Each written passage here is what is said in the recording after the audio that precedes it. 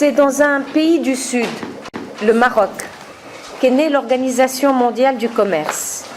Dans l'euphorie de l'après-guerre froide et la victoire de la vision libérale du monde, l'accord du 15 avril 1994, instituant cette organisation internationale, a marqué non seulement la fin d'un cycle de négociations commerciales uruguayannes, mais a été aussi la concrétisation de la fin d'un cycle géopolitique. L'accord de création de l'OMC est entré en vigueur le 1er janvier 1995. L'institution a succédé à l'accord général sur les tarifs douaniers et le commerce, GATT. Le processus des négociations a touché ainsi le commerce des marchandises et des services, la propriété intellectuelle, le règlement des différends et l'examen des politiques commerciales, et ne cesse de toucher d'autres domaines et d'autres secteurs. Cependant, l'OMC, qui s'emploiera à administrer le commerce mondial, fera face à une certaine inégalité résultant du poids commercial des États, notamment ceux des États en voie de développement. Une certaine tension apparaîtra, une tension persistante entre la tentation d'universaliser les règles et les conduites libérales et la préoccupation d'instituer des exceptions au profit des pays à la recherche de modalités pour tirer le plus de profit du système multilatéral mis en place.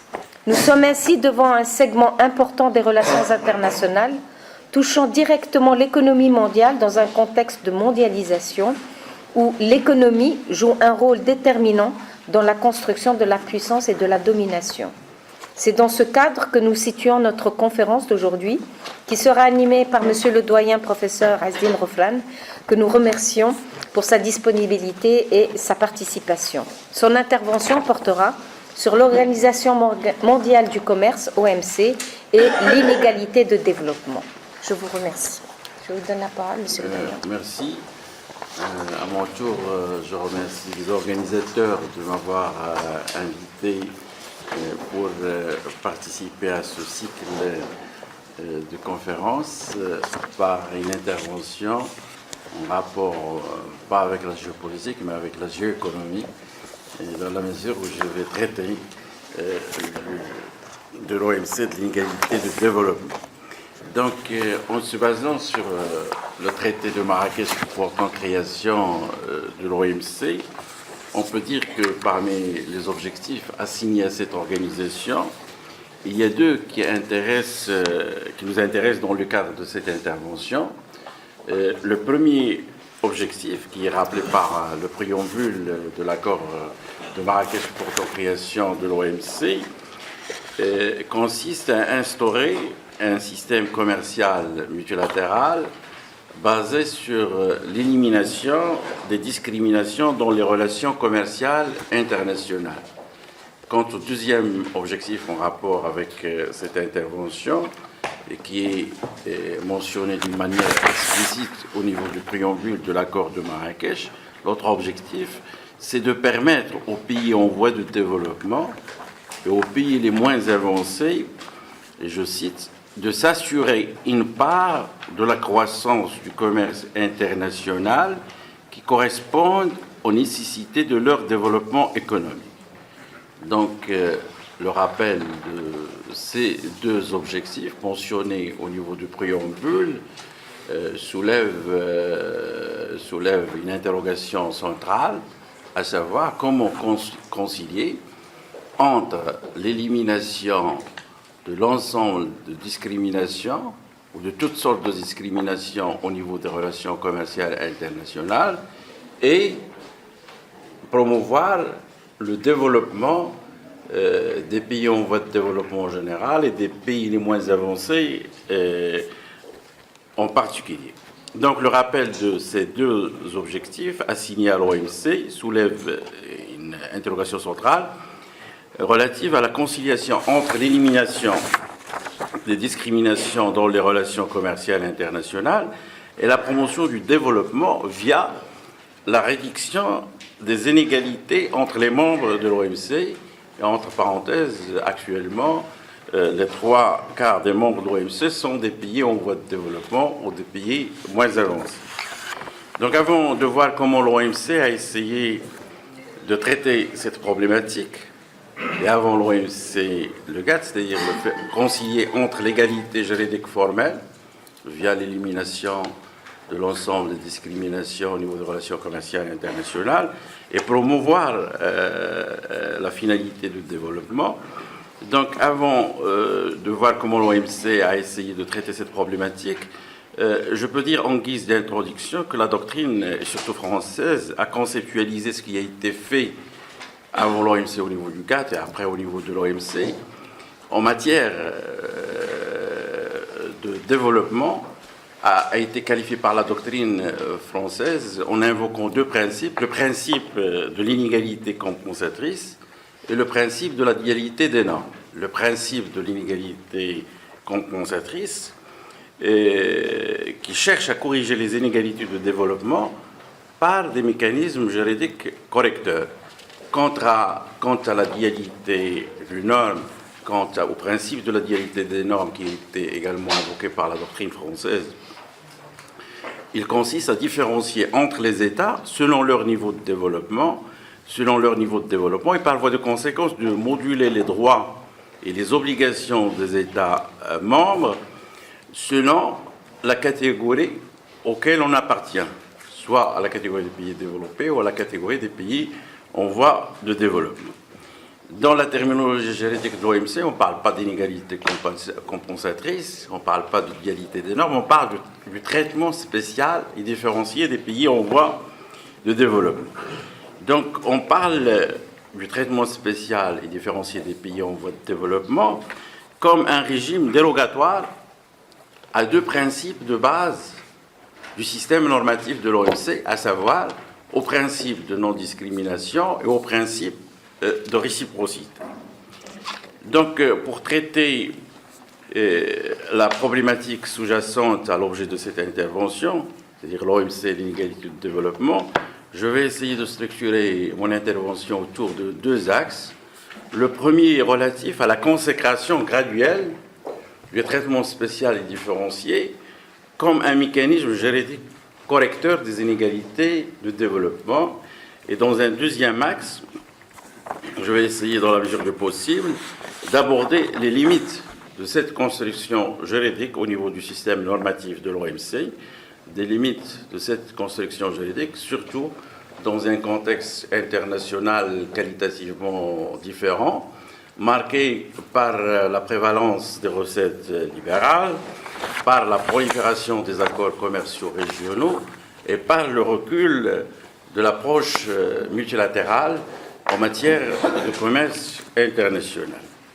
Donc, le premier axe de cette intervention sera dédié aux différentes étapes de la consécration du traitement spécial et différencié dans le corpus normatif de l'OMC, et avant l'OMC et le GATT, et après, dans le deuxième axe, comme je l'ai dit, je vais parler des limites.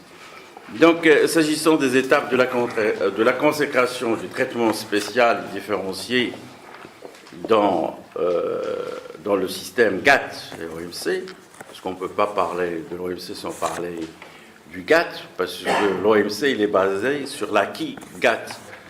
Donc, comme vous le savez, au lendemain de la Deuxième Guerre mondiale, un peu d'histoire, on a voulu éviter le désordre qui a prévalu entre la Première Guerre et la Deuxième Guerre mondiale par l'instauration d'un nouvel ordre économique international, interétatique, multilatéral et largement institutionnel.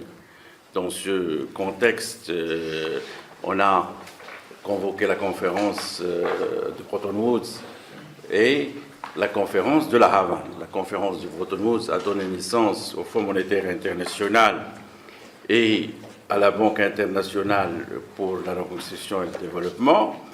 Et les deux piliers de l'ordre économique international, à savoir le pilier financier et le pilier monétaire, devaient être complétés par un pilier commercial via la création d'une véritable organisation internationale du commerce. Et on a convoqué la conférence des Nations Unies de la Havane sur le commerce et l'emploi. Mais, faute de ratification de la charte de la Havane, cette organisation n'a jamais vu le jour. Je ne parle pas de l'OMC, je parle bien sûr de l'OIC. L'OIC qui devait être le pendant du FMI et de la Banque mondiale, il n'a jamais vu le jour. Et l'accord partiel, à savoir le GATT, l'accord général sur les tarifs douaniers et le commerce, qui ne devait avoir qu'un caractère provisoire en attendant l'entrée en vigueur de la charte de la Havane portant création de l'OMC, a duré dans le temps. Et c'est le GATT qui a régi, comme vous le savez, le commerce mondial du commerce de marchandises entre 1948, date d'entrée en vigueur du GATT, jusqu'à 1995, date d'entrée en vigueur de l'accord de Marrakech portant création de l'OMC.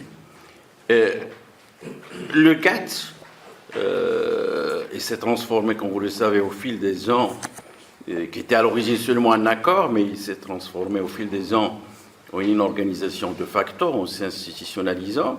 Mais le GATT, c'est surtout était surtout un forum de négociation commerciale multilatérale. Et c'est le GATT qui a posé les principes de base du système commercial multilatéral, à savoir le principe de non-discrimination, le principe de transparence, le principe de concurrence loyale et le principe de l'élimination des restrictions quantitatives à l'import et à l'export. Donc, bien sûr, l'OMC, après la conclusion de l'ère Guérande, a repris ces principes, mais ce qui a été nouveau avec l'OMC, c'est l'élargissement de du champ d'application de ces accords à des nouveaux secteurs, dans le secteur, spécialement le secteur des services, le secteur en rapport avec la propriété intellectuelle. Donc je reviens maintenant à la question préalable, à savoir comment le GATT, avant l'OMC, a essayé de concilier entre le principe de l'égalité juridique formelle et l'inégalité de développement. Donc, trois dates importantes qu'on peut retenir dans cette perspective, c'est-à-dire dans la perspective de la consécration graduelle de ce qu'on appelle le traitement spécial et différencié des pays en voie de développement. La première date, c'est 1965, la deuxième date, c'est 1979, et la troisième date, bien sûr, est relative renvoie à la conclusion de l'ère Guérande et la création de l'OMC.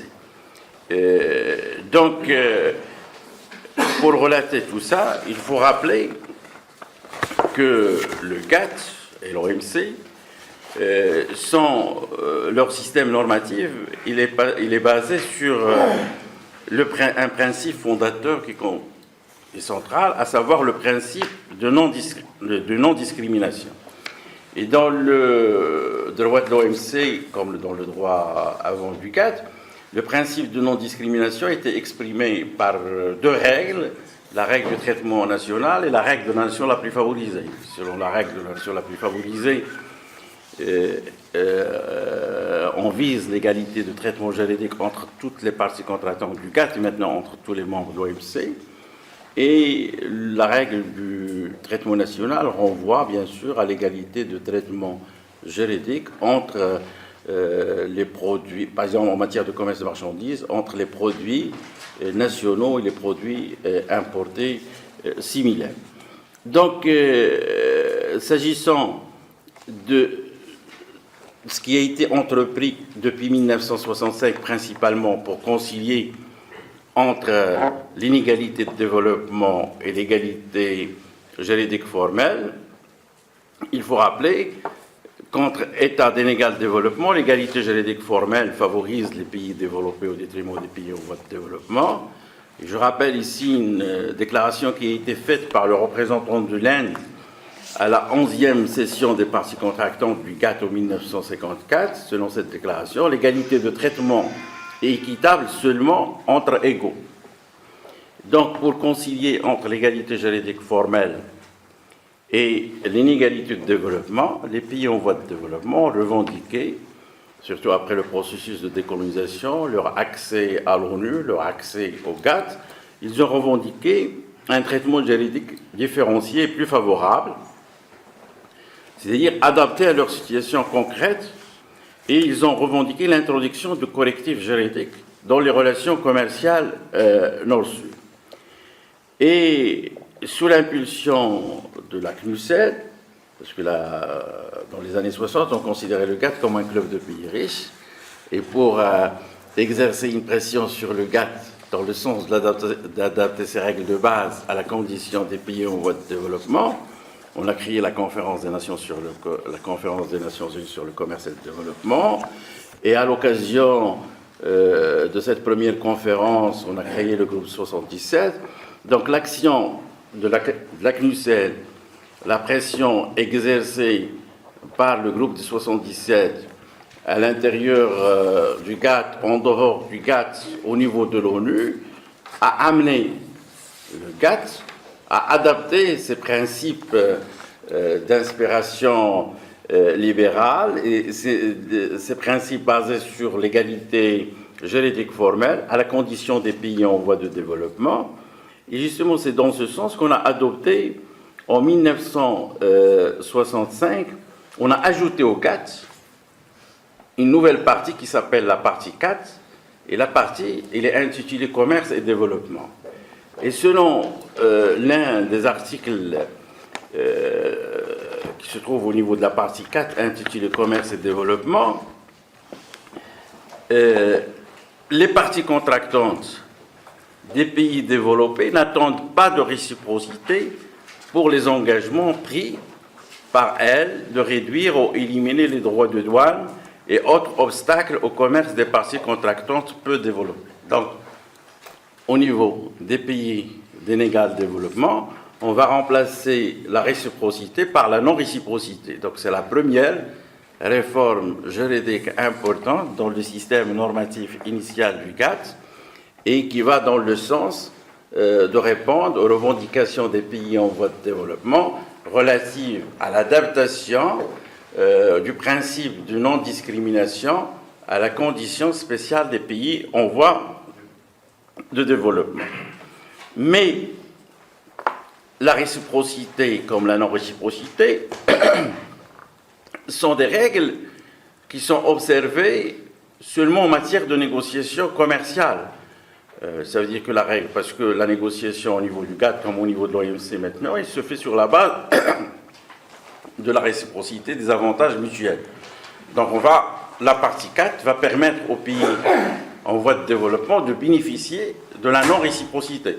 Donc quand il s'agit de rapports commerciaux entre pays d'égal développement, on observe la règle de réciprocité. Quand il s'agit de négociations commerciales entre pays d'inégal développement, on applique la non-réciprocité. Dans un deuxième temps, les pays en voie de développement ont revendiqué, dans le cadre de la CNUSED et également dans le cadre du GATT, à ce qu'ils puissent bénéficier d'un accès préférentiel au marché des pays développés. Mais cela posait un problème parce qu'il y avait le principe de non-discrimination. Le principe de non-discrimination supposait que toutes les parties contractantes du GATT étaient soumises aux mêmes droits et aux mêmes obligations. Donc on a revendiqué, au niveau de la première CNUSED qui a eu lieu en 1964, on a revendiqué une discrimination positive en faveur des exportations des pays en voie de développement. On a dégagé un consensus sur la question en 1968 et les pays développés, ils ont commencé à octroyer justement des préférences commerciales à partir du début des années 70. Mais ça a posé un problème au niveau juridique. Pourquoi ? Parce que la règle, c'est le principe de non-discrimination. Si on accorde une discrimination positive, ça constitue une violation, surtout de l'article 1 du GATT relatif à la règle de la nation la plus favorisée. Mais il y avait un mécanisme juridique au niveau du GATT qui permettait de déroger. Et c'était la décision des parties contractantes qui octroyait cette dérogation sur la base d'une technique qu'on appelait à l'époque le waiver. C'était les parties contractantes, sur la base d'une décision prise au niveau de l'Assemblée des parties contractantes, octroyer une dérogation qui permettait aux pays en voie de développement de bénéficier d'une discrimination positive en termes d'accès préférentiel au marché des pays développés. Et c'est sur cette base, on a mis en place ce qu'on appelle le système généralisé de préférence commerciale. Mais il fallait trouver une solution juridique plus durable, et pas seulement sur la base de la technique du Weber. Et la décision importante dans la consécration du traitement spécial et différencié va être prise lors de la conférence ministérielle des parties contractantes en 1979, suite à la conclusion du Tokyo Round. Parce que le Tokyo Round, enfin, au terme de ce round, les parties contractantes ils vont adopter une décision importante qui stipule que, nonobstant les dispositions de l'article 1 de l'accord général, c'est-à-dire nonobstant les dispositions relatives à la clause de la nation la plus favorisée, les parties contractantes peuvent accorder un traitement différencié et plus favorable aux pays en voie de développement sans l'accorder à d'autres parties contractantes. Donc là, on a légitimé, on a légalisé un peu la discrimination positive en faveur des exportations des pays en voie de développement, dans la mesure où l'encadrement juridique ou la base juridique n'est plus seulement une dérogation, mais c'est une décision des parties contractantes qui dispose que, nonobstant les dispositions de l'article 1 de l'accord général, les parties contractantes peuvent accorder un traitement différencié plus favorable aux pays en voie de développement sans l'accorder à d'autres parties contractantes. Donc, suite à l'adoption de la clause d'habilitation, on a assisté à un élargissement du schéma de préférence commerciale accordé par les pays développés aux pays en voie de développement. Et économiquement, ces préférences commerciales ont profité à beaucoup de pays en voie de développement, mais surtout aux pays qui avaient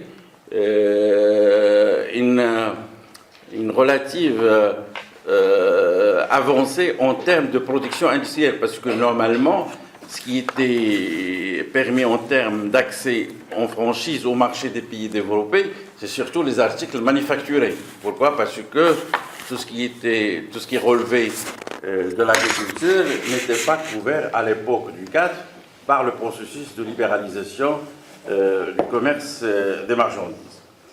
Et donc, troisième étape dans la consécration du traitement spécial et différencié, c'est après la conclusion de l'Uruguay-Round.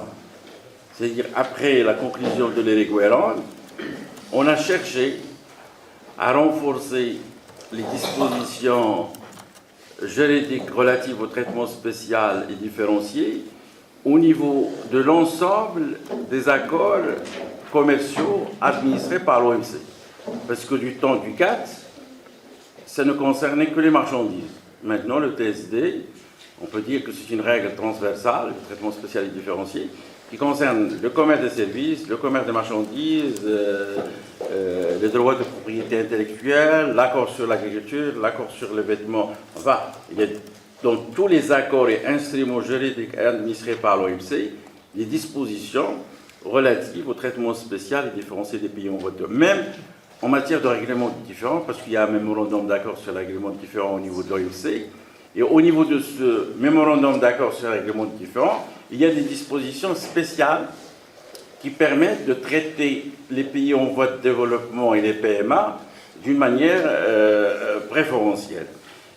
Pour résumer, parce que dans tous les accords, il y a des dispositions en rapport avec le traitement spécial et différencié, mais on peut dire que l'économie générale de ces dispositions s'articule autour de 6 catégories. Donc, il y a premièrement des dispositions qui visent à accroître les possibilités commerciales des pays en voie de développement. 2, il y a des dispositions qui exigent des membres de l'OMC qu'ils préservent les intérêts des pays en voie de développement. Troisième catégorie de dispositions relatives au TSD sont des dispositions qui offrent aux pays en voie de développement une certaine flexibilité dans l'utilisation des instruments de politique économique et commerciale. Quatrième catégorie, ce sont des dispositions prévoyant une assistance technique pour les pays en voie de développement. cinquième catégorie sont des dispositions qui offrent une période de transition plus longue dans la mise en œuvre des accords de l'OMC. Et dernière catégorie de dispositions, sixième, sont les dispositions relatives aux mesures visant à aider les pays les moins avancés ou à favoriser leur participation. Et en définitive, on peut dire que le traitement spécial est différencié des pays, le traitement spécial est différencié des pays en voie de développement en général et des PMA, a constitué en quelque sorte une réponse juridique à la problématique de la conciliation entre égalité juridique formelle et inégalité de développement. Donc, entre deux objectifs de l'OMC, l'un qui vise à instaurer un système commercial multilatéral non discriminatoire et l'autre objectif qui est en rapport avec la promotion du développement. Donc la réponse de l'OMC, ça a été la construction graduelle de ce qu'on appelle le TSD, le traitement spécial et différencié. Donc ça, c'est pour le premier axe de mon intervention. Le deuxième axe, comme je l'ai dit, il est relatif aux limites. Je vais résumer les limites de l'application, les limites du traitement spécial et différencié comme réponse à la problématique de l'inégalité de développement au niveau de l'OMC. Il va sans dire que c'est le contexte international dans lequel a été conclu le Tokyo Round. Le Tokyo Round a été conclu en 1979, a permis aux pays en voie de développement d'enregistrer un certain nombre d'acquis en matière de traitement préférentiel. Pourquoi je parle d'un contexte international favorable? Parce que dans les années 70, il faut rappeler, il y avait le premier choc pétrolier, la première assemblée extraordinaire au niveau de l'ONU dédiée aux problèmes de développement en matière première, l'adoption au niveau de l'Assemblée générale d'un certain nombre de textes relatifs à l'instauration d'un nouvel ordre économique international. On peut dire que dans les années 70, ce qu'on appelle le tiers-monde, où la catégorie générale des pays en voie de développement était dans une position de force relativement favorable par rapport à ce qui se passe actuellement. Donc c'est dans les années 70 qu'ils ont enregistré sur le plan juridique les principaux acquis en matière de relations économiques internationales. Et le principal acquis en termes juridiques, c'est ce qu'on appelle le traitement spécial et différencié, le traitement spécial et différencié, ce qu'on appelle le système généraliste de préférence commerciale, etc. Donc bien sûr, le recul de la position du tiers-monde sur la scène internationale, la domination, la prévalence dans les années 80 à l'échelle universelle, et ça va se confirmer dans les années 90, des recettes libérales, la domination du libéralisme, aussi bien sur le plan du discours que sur le plan pratique, va engendrer une remise en cause des acquis juridiques enregistrés par le tiers-monde ou par les pays en voie de développement dans les années 70.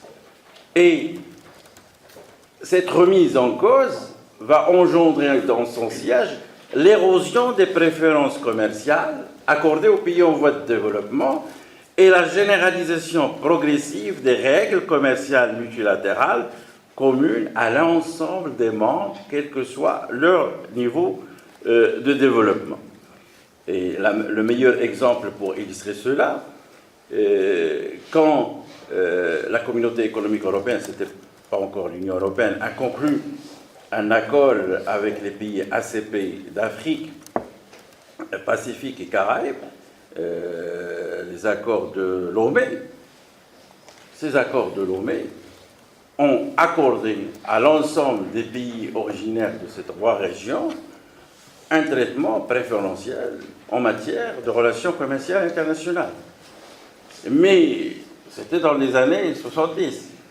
Dans les années 80, et surtout après la création de l'OMC dans les années 90, et après le recul de la position internationale du tiers-monde, et après l'éclatement de ce qu'on appelle le tiers-monde, avec l'émergence des BRICS et la marginalisation d'un certain nombre de PMA et de pays en voie de développement, on a assisté à une remise en cause de ces principes, et ça s'est traduit au niveau des négociations, par exemple, entre les pays ACP et l'Union européenne actuellement, par une remise en cause, parce qu'il a été octroyé au niveau des accords de Lomé, et maintenant, on parle des accords Cotonou, qui ont demandé aux pays en voie de développement et PMA originaires de l'Afrique, du Pacifique et des Caraïbes, de se conformer à la règle commune, ça veut dire aux disciplines multilatérales.